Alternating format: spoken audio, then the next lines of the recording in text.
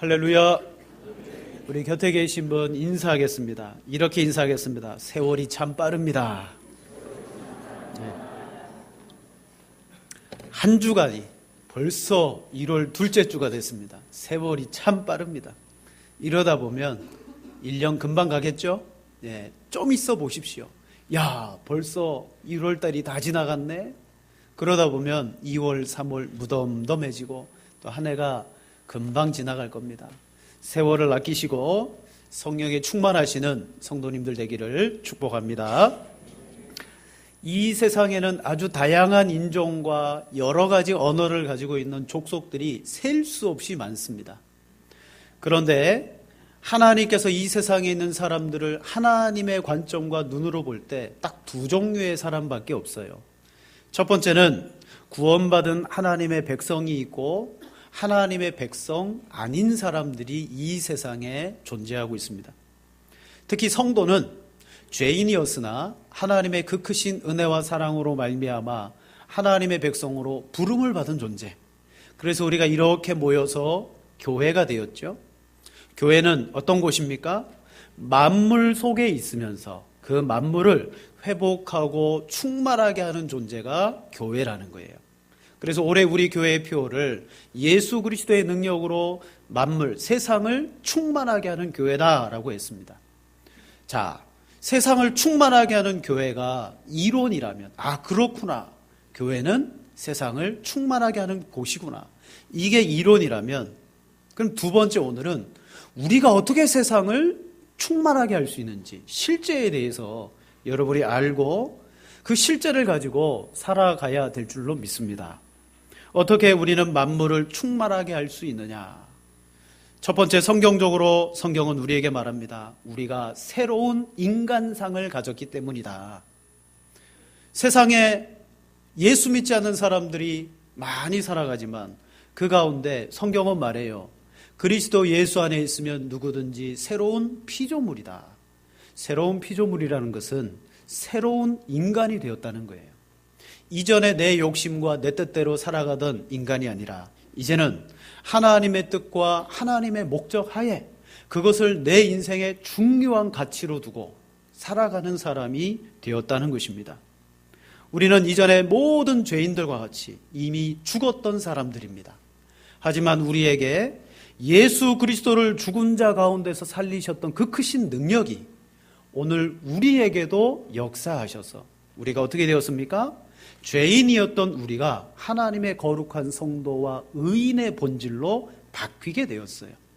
나의 노력이나 나의 공로가 아니라 성경은 말합니다. 하나님의 그 크신 사랑이다. 자, 우리 성경을 한번 볼까요? 에베소서 2장 1절부터 우리 3절까지 우리 세 절을 같이 한번 읽겠습니다. 그는 허물과 죄로 죽었던 너희를 살리셨도다. 그때에 너희는 그 가운데서 행하여 이 세상 풍조를 따르고 공중의 권세 잡은 자를 따랐으니 곧 지금 불순종의 아들들 가운데서 역사하는 영이라. 전에는 우리도 다 그 가운데에서 우리 육체의 욕심을 따라 지내며 육체와 마음에 원하는 것을 하여 다른 이들과 같이 본질상 진노의 자녀이었더니. 아멘. 요 1절부터 3절까지는 무엇을 나타내냐면 우리의 죽어 있었던 과거에 대해서 말해요. 과거는 묻지 마세요 라고 하는데 성경은 우리의 과거를 이렇게 표현합니다. 여러분, 우리가 구원받았다라고 하는 구원의 과정에 있어서 이 과거를 아는 것은 진짜 중요합니다. 과거 우리는 허물과 죄로 죽었습니다. 본질상 진노의 자녀들이었습니다. 그때 우리가 살아갔던 행실은 어땠습니까? 세상의 풍조를 쫓아서 살아갔고 육체의 욕심을 따라서 지냈고 육체와 마음이 원하는 것을 하며 살았다. 그러니까 우리는 본질적으로 죽었기 때문에 우리가 할 수 있는 최상의 삶이 뭐예요? 나 자신을 위해서 욕심을 부리고 그 욕심을 쫓아서 살아갔을 뿐입니다. 그런데 어느 날 하나님의 그 크신 사랑이 우리 가운데 역사하셨어요. 자, 이어서 4절부터 6절까지 같이 보겠습니다.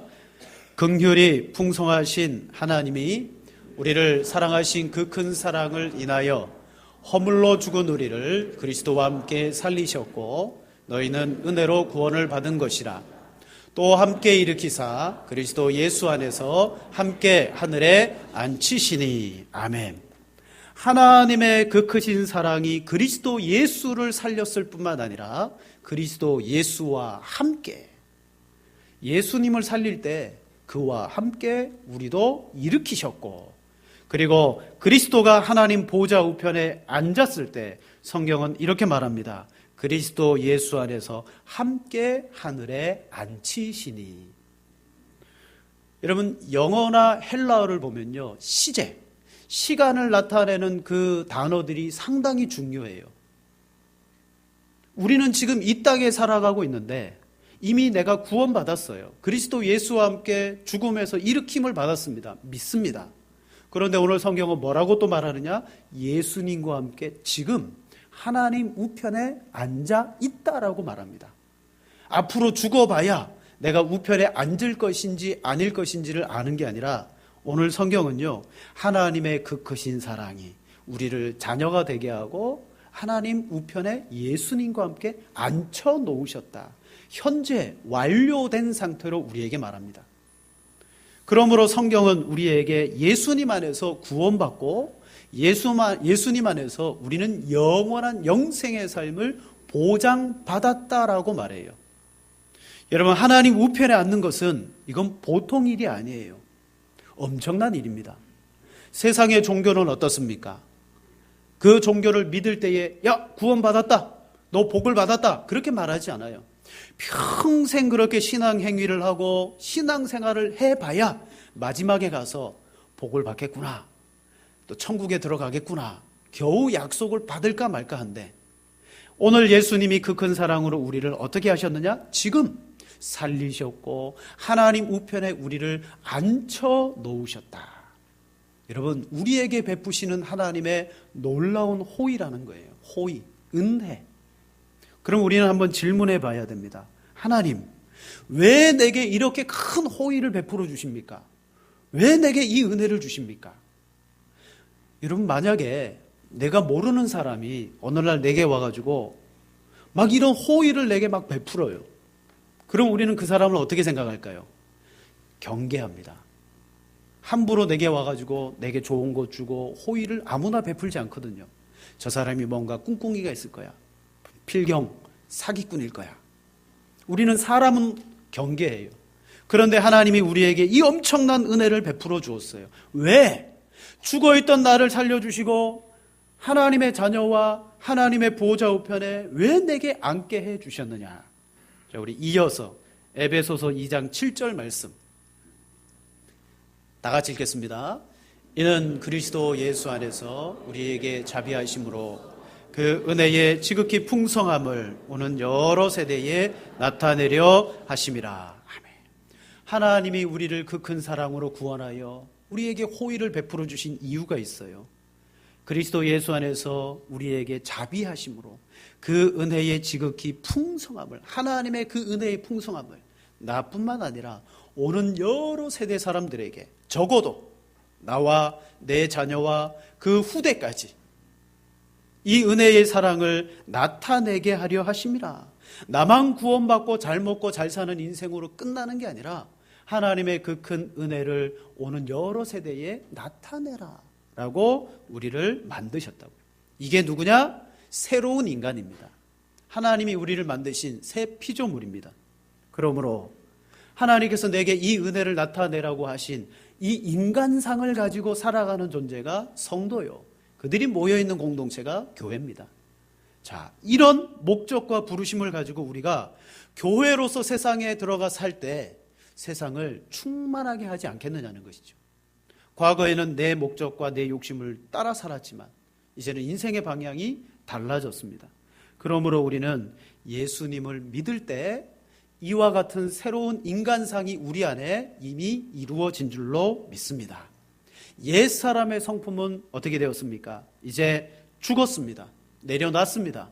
성령으로부터 거듭난 사람의 새로운 하나님의 성품을 가지고 살아가게 되었어요. 이게 새 사람의 특징입니다. 새로운 인간상, 이제는 하나님이 기뻐하시는 일이 무엇인지, 하나님께서 원하시는 삶의 목적과 길이 무엇인지 그것을 위해서 살아가는 존재가 누구냐? 새로운 피조물이다. 그래서 에베소서 1장 10절에 이렇게 말합니다. 우리는 그가 만드신 바라 그리스도 예수 안에서 선한 일을 위하여 지으심을 받은 자니 이 일은 하나님이 전에 예비하사 우리로 그 가운데에서 행하게 하려 하심이라. 우리를 선한 일을 위해서 지었고 그 가운데에서 행하도록 우리를 만드셨다는 것. 여러분, 구원받은 여러분과 저는요, 하나님의 선한 일을 위해서 지음받았습니다. 그 선한 일을 예수님 안에서 끊임없이 행하도록 우리는 부름을 받았다. 오늘 본문에도 이와 같은 말씀이 나와요. 자, 우리 본문 14절 말씀을 함께 읽겠습니다. 그가 우리를 대신하여 자신을 주심은 우리를 깨끗하게 하사 선한 일을 열심히 하는 자기 백성이 되게 하려 하심이라. 아멘. 그 아들을 내 대신 주시고 불법에서 우리를 속량하시고 우리를 깨끗하게 하신 것은 우리로 선한 일에 열심을 내게 하는 백성이 되게. 그러므로 우리의 인간상은 뭡니까? 하나님의 선한 일에 열심을 내는 성도입니다. 이게 바로 오늘 우리의 새로운 인간상입니다. 그러면 두 번째로 선한 일이란 뭘까? 성경은 꾸준히 계속해서 선한 일을 위해서 우리를 불렀다. 선한 일에 열심을 내야 된다. 선한 일이란 뭘까? 마태복음 19장 16절에 보면 한 부자 청년이 예수님께 이렇게 질문합니다. 선생님, 내가 무슨 선한 일을 하여야 영생을 얻겠습니까? 이때 이 부자 청년이 질문했던 선한 일이란 뭐냐면 그 당시 사람들이 가지고 있었던 율법을 지키는 삶을 말해요. 제가 어떤 율법을 더 지켜야 영생을 얻겠습니까? 즉 율법을 지키는 것이 무엇이냐? 선한 일이었어요. 그러자 예수님께서 그에게 이런 율법을 내가 가서 지켜라. 제가 그 율법은 어려서부터 다 지켰습니다. 그런데 내게 한 가지 부족한 것이 있다. 내게 있는 내 소유를 팔아라. 가난한 자들에게 다 나누어 주고 그리고 나를 따르라. 그러면 내게 영생이 있을 것이다. 그러자 그 사람이 어떻게 해야 합니까? 재산이 많은 거로 근심하며 돌아갔다. 예수님이 하신 말씀은 뭐예요? 내가 선한 일, 즉 율법을 지켜서 구원받으려고 하지만 그 율법을 지켜 구원받을 수 있는 사람은 아무도 없다. 대신 나를 따르라. 예수님은 누굽니까? 예수님은 율법의 완성이시고 율법의 마침이십니다. 예수님을 따라 살아가면 그 사람은 율법이 요구하는 모든 것들을 다 이루는 사람이 돼요.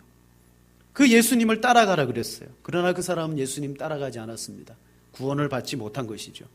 여러분, 선한 일을 행해가지고 즉 율법을 지켜서 구원받을 수 있는 사람은 아무도 없습니다. 성경은 우리에게 이걸 말합니다. 뭘 말하느냐? 선한 일로는 구원받을 수 없다. 그러나 우리는 선한 일을 위해서 부르심을 받았다. 여러분, 이 분기점이 뭐가 되느냐? 하나님의 그 크신 사랑인 예수 그리스도예요. 선한 일, 율법으로 구원받을 사람은 없습니다. 그러나 예수 그리스도를 믿고 하나님 백성 된 순간 우리는 선한 일을 위해 부름을 받은 거예요. 우리 한번 따라해 보겠습니다. 선한 일로는 구원을 받을 수 없으나 우리는 선한 일을 위해 부르심을 받았다. 네, 선한 일, 율법으로 구원받을 수 없어요. 예수 그리스도로 구원을 받습니다. 구원받고 난 다음에 어떤 삶을 우리에게 주시느냐? 선한 일을 위해서 우리를 부르셨다 그랬어요. 우리는 선한 삶을 살아가야 돼. 그 선한 일이란 우리 요리문답에서 한번 찾아볼까요? 하이델베르그 요리문답 91문에 이렇게 말합니다. 질문을 말하기를 선한 일은 무엇입니까? 대답입니다. 우리 자신의 의견이나 사람의 관습에 따라서 하는 것이 아니라 하나님의 율법에 따라서 하나님의 영광을 위하여 참된 믿음으로 행하는 일이 선입니다. 한 번 더 말씀드립니다. 선한 일인 율법으로는 구원을 받을 수 없어요. 그러나 예수 그리스도로 구원을 받은 이후에 우리는 선한 일을 행하며 살아가도록 구원을 받은 것이죠. 예수님을 믿으면 율법 없이 살아가도 된다? 아닙니다. 예수님을 믿으면 우리는 더 철저하게 율법을 지켜야 되고 계명을 더 철저하게 지켜야 돼요. 이게 성경입니다. 왜냐? 우리는 그 율법, 선한 일을 위해서 부름을 받았기 때문입니다. 지금 제가 말씀드리는 율법이라는 것은 예수님 당시에 명문화된 율법, 문자로 기록되어진 문자적인 율법을 말하지 않아요. 유대인들은 문자적인 율법을 지키려고 애를 썼어요. 하지만 예수님은 그들에게 뭘 강조했습니까? 그 율법의 정신을 잃어버렸다. 율법의 정신이 뭐예요? 사랑인데 너희는 그 사랑을 잃어버렸다. 하나님이 원래 율법을 주신 의도가 문자적으로 지키라고 주신 게 아니라 이 율법 속에 들어있는 사랑을 가지고 지키라고 주신 거예요. 자, 그러면 유대인의 성경에 등장하는 그 율법이 오늘 우리에게 아무 소용이 없는 것들이냐, 아니면 우리가 그 율법의 정신을 가지고 더 확대해서 지켜야 되는 것이냐. 예를 한번 들어보겠습니다. 레위기 말씀해 보면 부정한 짐승은 먹지 말라 그랬어요. 안타깝게도 성경의 돼지고기는요, 율법적으로 부정한 짐승입니다. 하나님이 우리를 선한 일을 위해서 불렀다. 율법을 위해서 불렀다. 근데 그 율법이 만약 문자적인 율법이라면 여러분은 예수 믿는 순간 돼지고기 다 끊으셔야 돼요. 삼겹살, 갈비, 족발, 순대 다 끊으셔야 돼요. 어떤 분들은 차라리 내가 교회를 안 나오고 말지, 그건 못 끊겠다. 자, 문자적으로 지키면요, 돼지고기 먹으면 안 됩니다. 이게 선한 일이 아니에요. 그 율법의 정신이 뭐예요? 왜 그 부정한 것을 먹지 말라고 합니까? 신약에 오면 우리에게 이렇게 여러분 해석할 수 있어요. 우리 마음에 더러운 것이 들어오지 않도록 하라는 거예요. 그것은 단지 그 음식이 문제가 아니고 그 음식을 먹지 말라고 한 정신이 있어요. 그 정신을 따라 지키는 거죠. 더러운 것이 우리에게 들어오지 말라. 예수님이 완성시킨 것은 뭡니까? 율법을 문자적으로 예수님이 다 지킨 게 아니에요. 율법의 정신을 따라서 하나님이 왜 이것을 지키도록 했는지를 지키신 거예요. 그래서 안식일도 예수님이 막 범했잖아요. 안식일에 일했어요. 문자적으로 보면 일하는 자는 돌로 쳐 죽이라 그랬거든요. 예수님이 제자들이 이삭을 잘라 먹고 병자를 고쳤어요. 왜 예수님이 일했습니까? 안식일의 정신은 진짜 안식에 있습니다. 저 병자가 고통당하고 있는데 안식일이라고 내버려 두면 계속 고통당하잖아요. 그래서 예수님은 일했지만 그때 일이 뭐예요? 그에게 진정한 율법의 정신인 안식을 준 일이었다는 거죠. 그러므로 예수님은 율법을 어긴 분이 아니라 율법을 완성하신 분입니다. 그래서 제자들에게 주님이 계명을 주셔요. 이제 내가 너희에게 새 계명을 준다. 이것을 따라서 너희는 선한 일을 해라. 여러분 말씀을 한 절 보겠습니다. 요한복음 13장 34절 35절 같이 봅니다. 새 계명을 너희에게 주노니 서로 사랑하라. 내가 너희를 사랑한 것 같이 너희도 서로 사랑하라. 서로 사랑하면 이로써 모든 사람이 너희가 내 제자인 줄 알리라. 아멘. 문자적인 율법이 아니라 예수님께서는 사랑이라는 계명을 우리에게 새로이 주심으로 말미암아 이 율법을 정신으로 그 핵심인 사랑으로 이것을 이루어낼 수 있도록 계명을 주신 거예요. 자, 선한 일이란 뭐다? 하나님의 율법을 그 정신 안에서 지키며 살아가는 것이다. 그렇다면 세 번째, 어떻게 사는 것이 선한 일을 가지고 사는 것이냐? 진짜 중요한 것은 뭡니까? 하나님의 이 뜻을 모르고는요, 선한 일을 살 수가 없어요. 예수 믿고 나서 그 사람이 하나님의 말씀을 온전히 가르침 받지 못하면 그 사람은 선한 일을 행할 수가 없습니다. 그래서 오늘날 교회와 목사들이 해야 될 일은 뭡니까? 말씀으로 구원받은 백성들을 교훈하고 책망하고 권면해요. 두 가지를 권면합니다. 예수님을 믿어야 구원받습니다.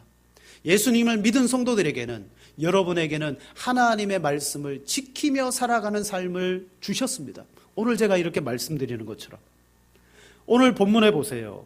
디도라는 바울의 제자가 그레데에서 목회를 하고 있었어요.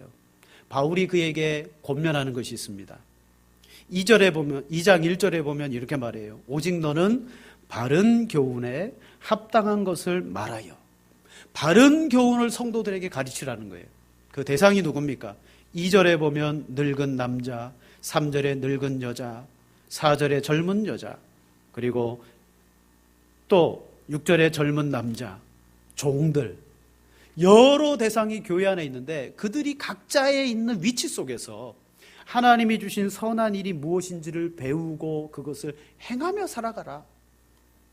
3절 하반절에 보십시오. 늙은 여자들은 끝에 말하기를 선한 것을 가르치는 자들이 되고, 또 젊은 여자에게 말합니다. 5절에 보면 순전하며 집안일을 하며 선하며.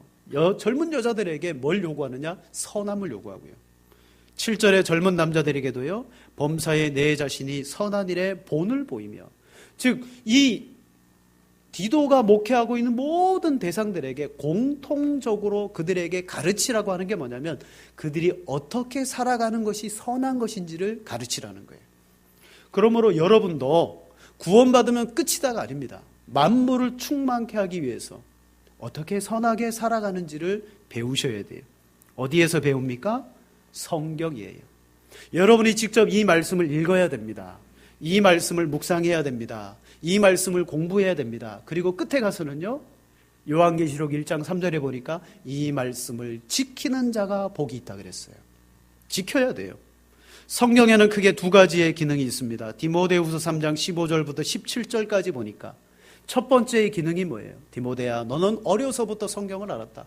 이 성경은 그리스도 예수 안에서 구원에 이르는 지혜가 있게 한다.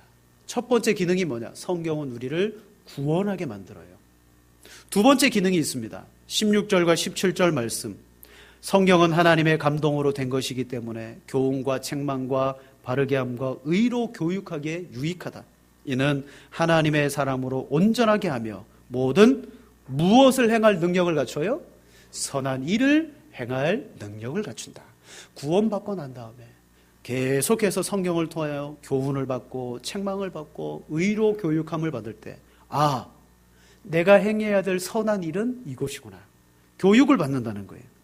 그러므로 구원받고 나서 이와 같이 말씀의 권면과 교훈을 받은 성도는요, 세상에 나가서 방종으로 살아가지 않습니다. 아, 나 구원받았으니 돼?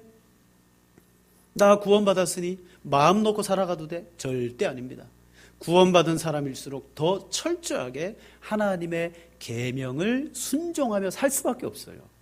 이게 바른 구원을 받은 인간상입니다. 자, 그러면 하나님의 선한 일은 어떻게 살아가느냐? 계명을 몇 가지 예를 들고 우리 말씀을 정리하겠습니다.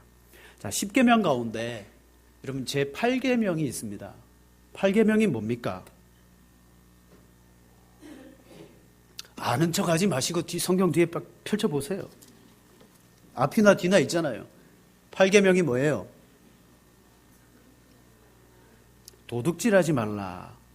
뭐뭐 하지 말라라는 금지 명령입니다.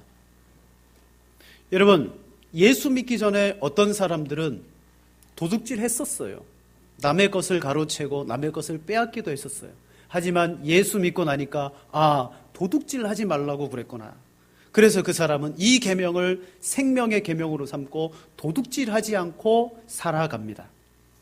여러분, 잘하는 것입니까? 아니면 잘 못하는 것입니까? 잘하는 거예요. 그런데 성경은 여기에만 멈춰 살아가면 이것은 문자로만 지키며 살아가는 삶이라는 거예요. 유대인들도 이렇게는 지키며 살아갔어요. 도둑질하면 반드시 그 사람에게 그 도둑질한 것에 대한 보상과 배상이 따라갑니다.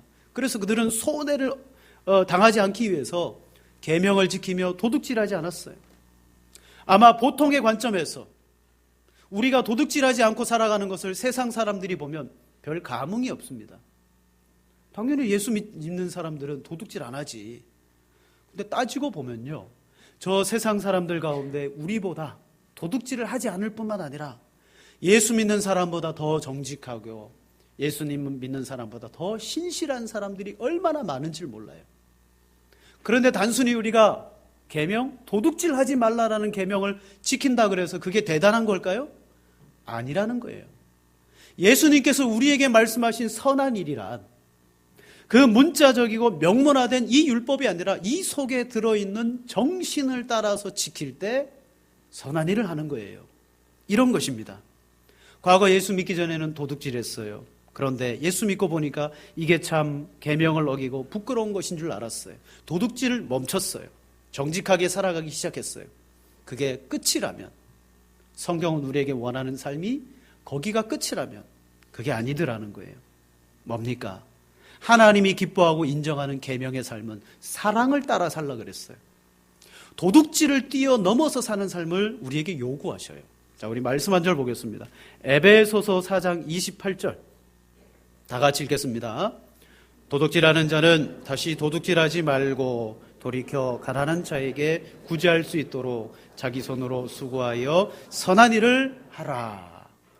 도둑질하지 말라라고 하는 계명은 분명히 하나님이 주신 계명이에요. 그걸 문자적으로 지키면 우리도 지킬 뿐만 아니라 세상 사람도 다 지켜요. 그러나 선한 일이 뭐예요? 돌이켜라. 그리고 나서 가난한 자에게 구제할 수 있도록 너 열심히 수고해서 일해라.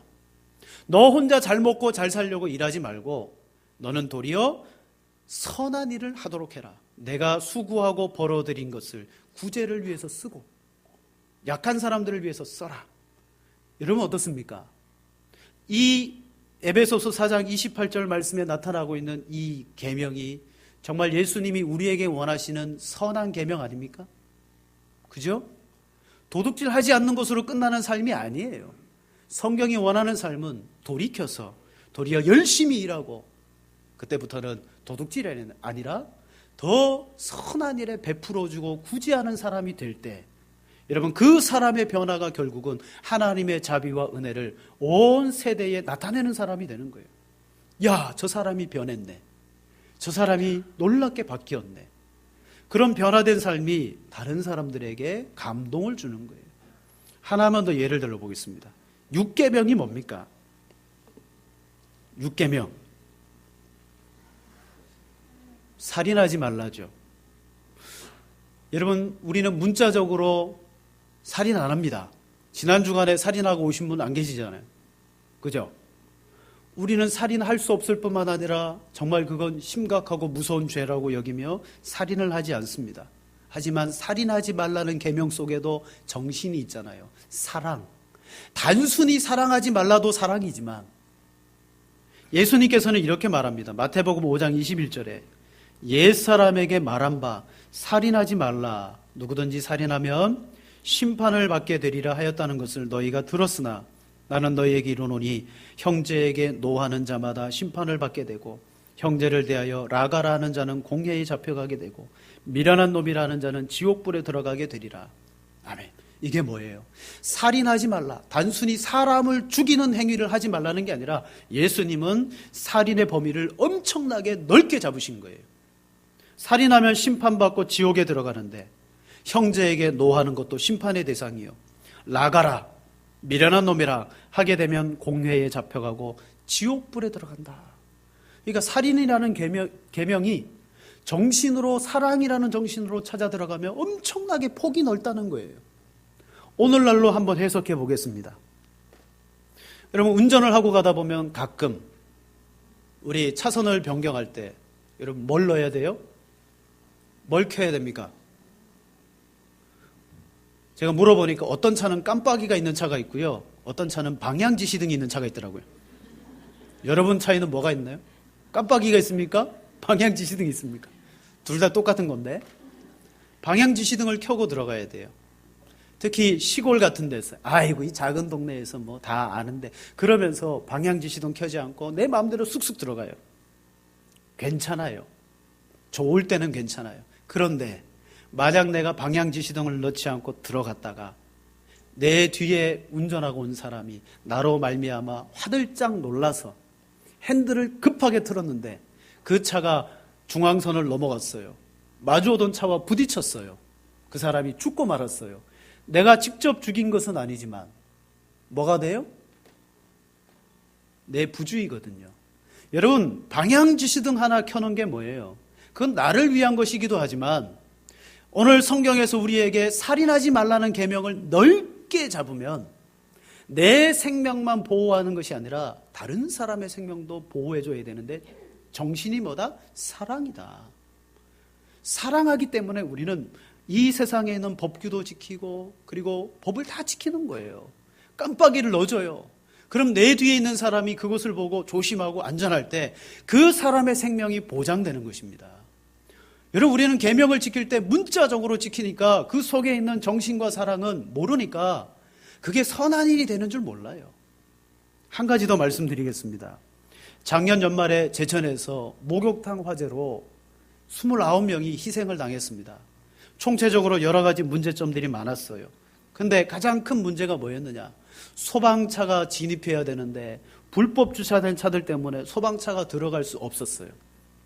우리 아파트 단지에 보면 아파트 단지 주차장 가운데 소방차 전용이라는 구역이 있습니다. 우리 양평은 잘 모르겠는데 서울 같은 데는 워낙 주차난이 심하니까요.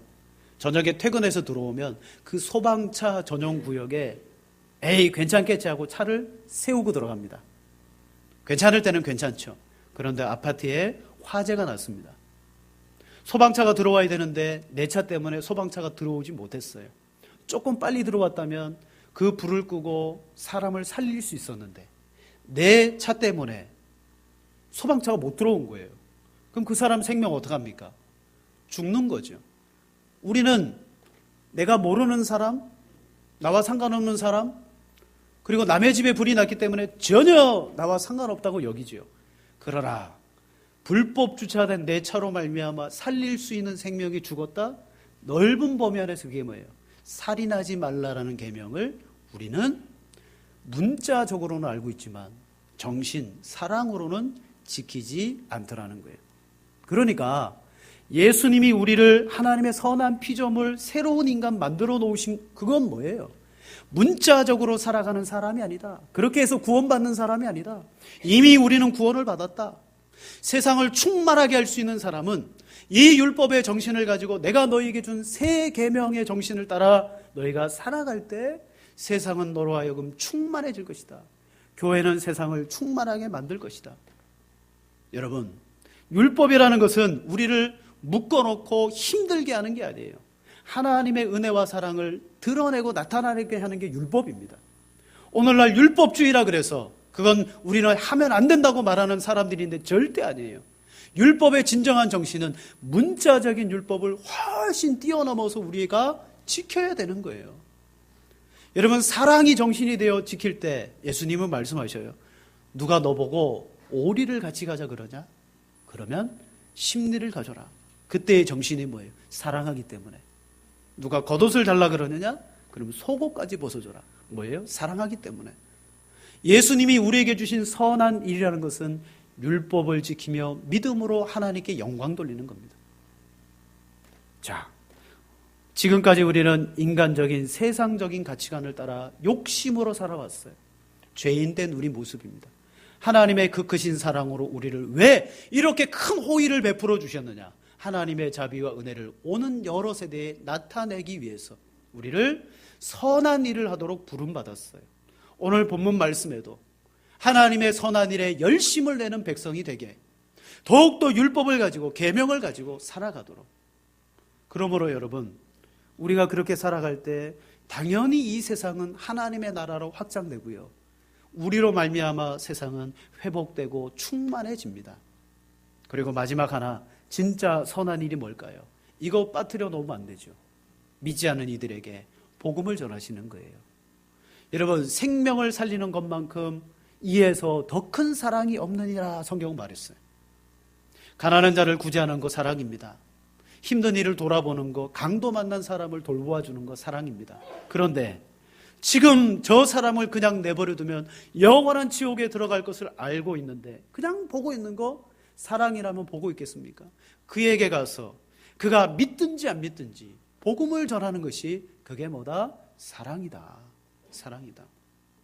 그러므로 여러분, 2018년에는 주님이 나를 새로운 인간으로 만들어주신 확신 안에 교회가 만물을 충만케 해야 되는 그 일에 저와 여러분들이 쓰임받기를 원합니다. 우리 평생에 해야 될 일입니다. 우리는 선한 일, 율법으로 구원받을 수는 없어요. 그러나 구원받고 난 다음에는 선한 일을 위해 부름을 받은 겁니다. 자, 말씀을 마칩니다. 하나님의 부르심의 목적이 선한 열심을 내는 백성입니다. 그렇기 때문에 우리에게 은혜를 주셨고 복을 주셨고 호의를 베풀어 주셨어요. 여러분 새 사람입니다. 그렇게 살아갈 때 하나님의 영광과 구원의 역사가 여러분을 통해 나타날 줄로 믿습니다. 이 시간 우리 함께 합심으로 기도합니다. 기도할 때 하나님 내게 이 큰 은혜와 사랑 베풀어 주신 거 감사합니다.